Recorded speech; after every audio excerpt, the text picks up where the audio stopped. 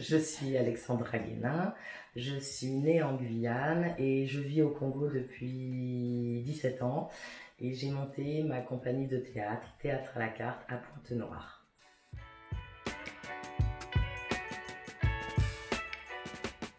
Alors, je fais des pièces de théâtre aussi bien pour les adultes que pour les enfants. En général, c'est tout public, mais j'aime beaucoup m'adresser au jeune public particulièrement. Et j'ai développé d'autres activités à côté, notamment des animations comme les clowns et les marionnettes sur le modèle des Guignols.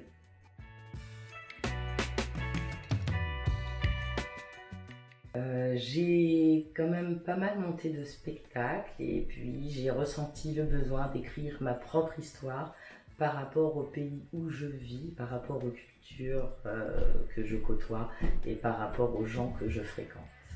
Et à toutes les traditions et les croyances qui entourent le Congo et plus particulièrement la République du Congo.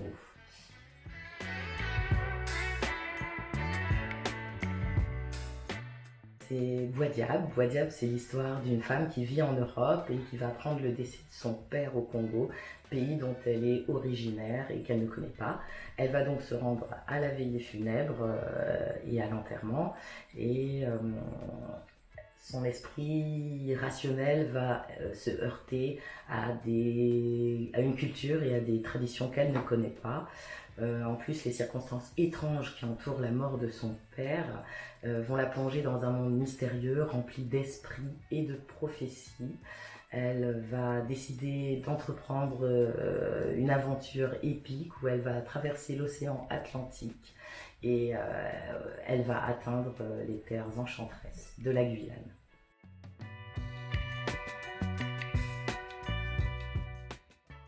J'ai beaucoup voyagé dans ma vie, j'ai été dans beaucoup de pays, et bon, particulièrement sur le continent africain.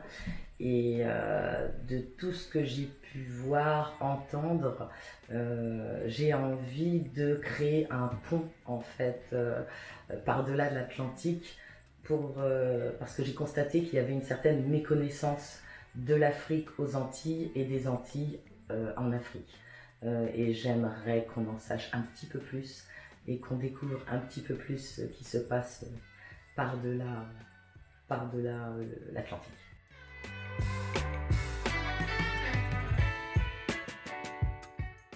Oui, à l'image de mon personnage, je vais effectuer le même parcours et je commence mon aventure à Limoges, ma première phase d'écriture à la Maison des auteurs, pour ensuite continuer une collecte d'informations en Guyane et en apprendre un petit peu plus sur ce monde fantastique et spirituel et faire le lien entre les deux mondes spirituels du Congo et de la Guyane.